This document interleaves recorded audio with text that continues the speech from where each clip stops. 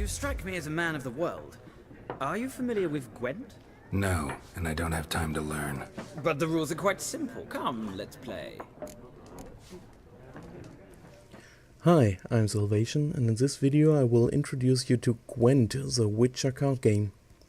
As the title already says, Gwent comes from the Witcher games, and it was invented as a minigame in The Witcher 3. Many players really liked that minigame, which was surprisingly really complex and well thought out for a game in the game that was only intended to be a small side activity. So the studio that made the Witcher games, which is called CD Projekt Red, was asked by fans to make Gwent into a standalone game to play it in PvP, as you could only play versus NPCs in Witcher 3. And so they did, and not only did they make it a standalone game, they also reworked a lot of the mechanics and are still doing so, as the game is currently still in closed beta. Beta keys are not hard to get though. You can get one from many giveaways on streams and on Gwent community pages, and if you want one really fast, you can also buy one for under €1 on one of the Steam key selling pages. So, what is Gwent and why should you care? Gwent is a trading card game like Magic the Gathering, but unlike many other games that copied Magic, it has a really unique take on the gameplay. There are no resources like mana or lands, the opponent has no hit points, cards you play can't attack the other player, and you don't draw a card each turn. So what is the goal of Gwent if it's not to bring down the opponent's hit points to 0? Gwent is always played in 3 rounds, and the objective is to win 2 rounds. To win a round, you just need to have more strength on the board after both players have passed. You start with 10 cards in your hand and a leader card that you can use once per game. At the start of the game you can redraw up to 3 cards of your initial 10 card draw. A turn in Gwent is pretty simple. You can only play 1 card from your hand. Then it's the opponent's turn. Players will take turns in playing cards to the board like that until both players pass. If one player passes, the other player can still play as many cards as he likes until he decides to pass too. After both players have passed, the one with more strength on the board gets a point, and the board will be wiped clean. Both players draw 2 new cards for round 2, and again play until both have passed. If none has gotten 2 points, there will be round 3, and both players get to draw 1 card after the board is wiped clean again. As both players will only have 14 cards, there is a natural limit how much turns can be taken. And one of the most important aspects of Gwent is it to plan for all 3 rounds. If you win round 1, but you don't have cards left for round 2 and 3, you won't win the game. It is also important to note that you can play as much as you want after the opponent passed, or was forced to pass. This means that it's a big advantage to win a round with less cards used, and it can be even a good play to lose a round on purpose if you can manage to make the opponent invest his best cards into that round or make him need more cards to beat your strength. There are 2 basic types of cards: units and special cards. Units are the cards you play on the board, and they stay there and give you the strength to win the round. Special cards have a one-time effect and don't stay on the table after that. Units will be played into one of the 3 rows on the board.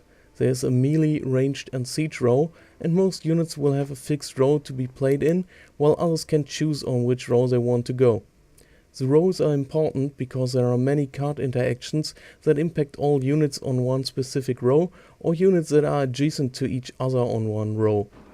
Depending on the plan of your deck, you may want to stack 1 row to buff units there, or spread out on many rows to avoid getting punished by damaging effects that target 1 row. Most units will also have a special effect that trigger when played or while they are on the board. For example, many factions have units with 5 strength that deal 3 damage to opposing unit when played.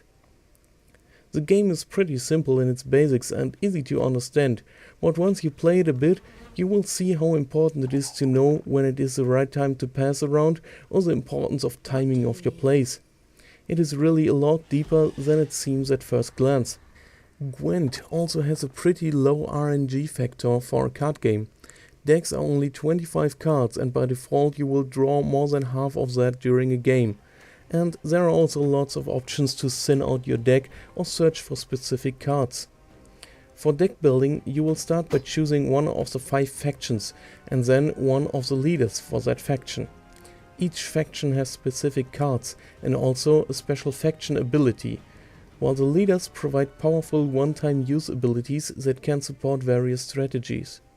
There are also neutral cards that can be included in any faction. For deck building, the border of the cards are also important. There are bronze, silver and gold cards, and these categories are not the rarity of the card as one might think at first glance. You can only have 1 copy of a silver or gold card in your deck, and up to 4 golds and 6 silvers total. Bronze cards can be played at 3 copies, and you will most of the time use 15 of them to bring your deck to the minimum of 25 cards total. Gold and silver cards often have very powerful or unique effects that can be very important for the overall strategy of a deck. The game is free to play, but as in any TCG you can buy booster packs with new cards.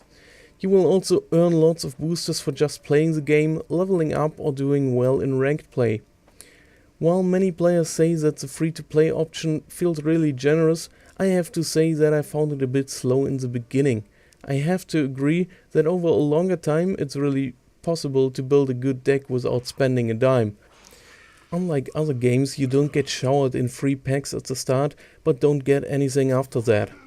You get a steady progress of 3 to 4 packs per day, and then some level up and ranked rewards on top. I'm in general not someone who minds spending money on games if I like them, so I bought some kegs pretty early. So I can't really comment much on the free-to-play aspect. What you should keep in mind is that TCG games tend to be more expensive compared to normal PC games, at least if you want to expand your collection faster, and they tend to have a very high upper limit on what you can spend. It's technically not pay to win, as you can earn the same cards as someone who does not pay, but you will win more in the beginning if you spend money right away. For me that is okay, because it's just the nature of these games, and especially in Gwent it does not take that long to build a proper deck, and after that it's mostly skill that decides and not who has the better or more cards.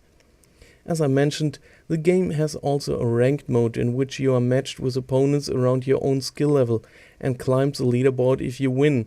There are 15 ranks to reach, and each one grants a reward for reaching it.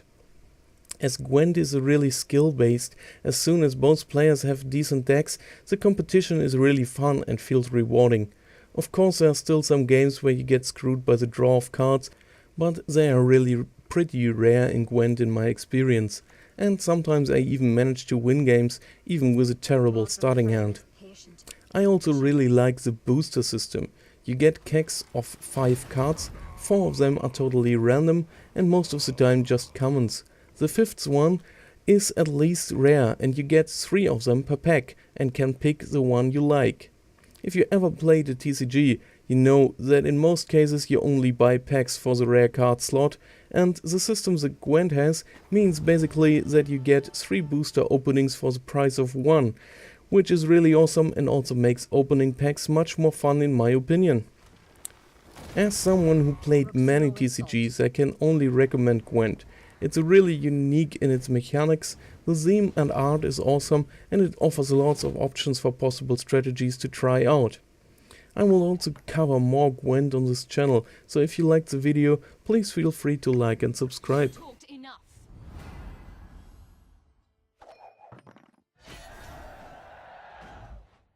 How about a game of Gwent? Sure, let's play.